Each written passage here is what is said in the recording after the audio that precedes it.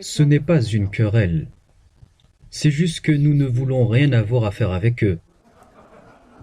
Depuis le milieu des années 90, les Qataris soutiennent financièrement des extrémistes et poussent du coup les gens vers cela. Le Qatar est devenu une base pour la direction des frères musulmans et vous devez vous rappeler que le groupe des frères musulmans avait donné naissance au groupe extrémiste nommé At-Takfir ou Al-Hijra ainsi que Al-Qaïda et le front Al-Nosra. Les Qataris permettent aux chefs religieux des frères musulmans de passer sur leur chaîne de télévision et de justifier les attentats suicides à la bombe. Ceci est intolérable. Les Qataris abritent et hébergent des terroristes. Ceci n'est pas acceptable. Et en ce qui nous concerne à l'échelle régionale, le chef d'Al-Qaïda de la péninsule arabique était entré en Arabie Saoudite en l'an 2000 avec un passeport qatari. Nous avions arrêté des membres d'Al-Qaïda entrant en Arabie Saoudite avec des passeports qataris. Les Qataris savent cela, les Américains sont au courant et le monde entier le sait.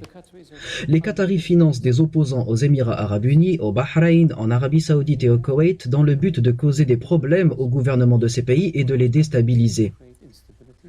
Mais pourquoi font-ils cela? Les Qataris ont payé des rançons aux groupes terroristes, dont 500 millions de dollars au Hezbollah irakien, ainsi que 50 millions de dollars au général iranien Qasem Soleimani, et ceci selon des messages écrits échangés entre l'ambassadeur qatari en Irak et le ministre irakien des Affaires étrangères, ainsi que je ne sais combien d'argent donné au Hezbollah libanais. Tout ceci est inacceptable. Si nous donnions ne serait-ce qu'un seul dollar au Hezbollah irakien, nous devrions être jugés sur le champ. Les Qataris utilisent leurs médias pour répandre la haine. Les Qataris ont envoyé des armes aux milices liées à Al-Qaïda en Libye. L'ancien émir du Qatar, Hamad Ben Khalifa, avait comploté avec Kadhafi pour essayer de renverser le pouvoir en Arabie Saoudite. Les Qataris mirent en relation Kadhafi avec un opposant saoudien vivant à Londres qu'il finançait, et celui-ci mit en relation les Libyens avec un groupe de personnes à la Mecque dans le but d'assassiner le prince héritier saoudien de l'époque qui était Abdullah al-Saoud et qui fut plus tard roi d'Arabie Saoudite. Est-ce que ceci est tolérable? Nous avons l'enregistrement de conversations téléphoniques que les Libyens nous ont données après qu'ils aient renversé Kadhafi et dans lesquelles l'émir du Qatar de l'époque disait à Kadhafi comment il recrutait des princes, des chefs de tribus, des officiers de l'armée et des membres de la famille royale afin de causer des troubles et de déstabiliser l'Arabie Saoudite. Et il estimait qu'il n'y aurait plus de famille royale en Arabie Saoudite d'ici 10 ans. Ceci est acceptable? Ils font la même chose au Bahreïn, au Koweït et aux Émirats arabes unis. En 2012 donc, nous et ces mêmes pays avions rompu nos relations avec le Qatar.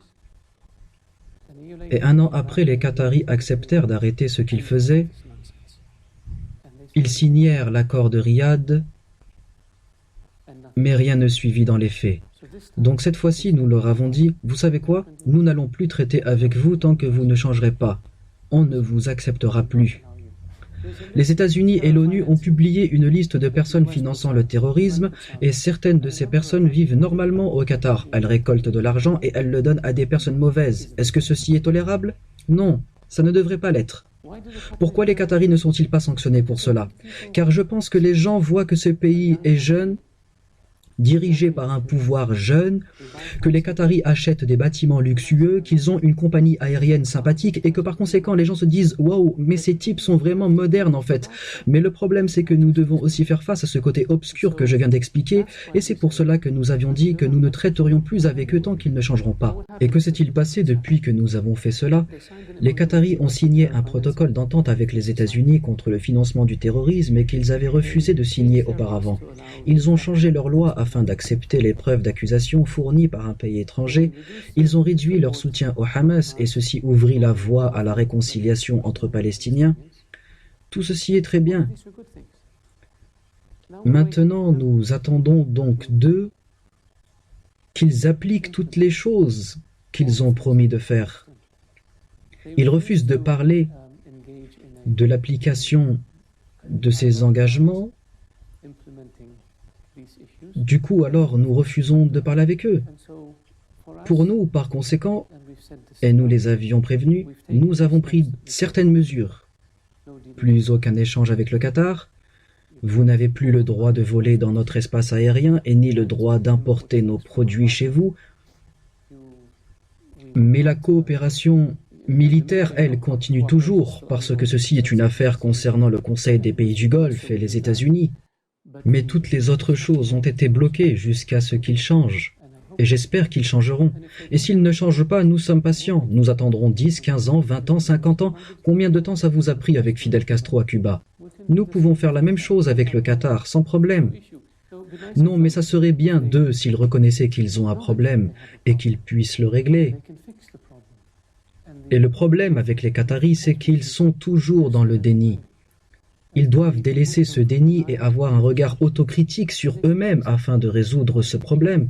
Nous n'avons aucune haine envers le Qatar. Nous sommes juste fermement opposés à leur comportement qui est très dangereux pour nous et qui met en danger nos citoyens et notre sécurité. C'est la raison pour laquelle nous avons pris ces mesures.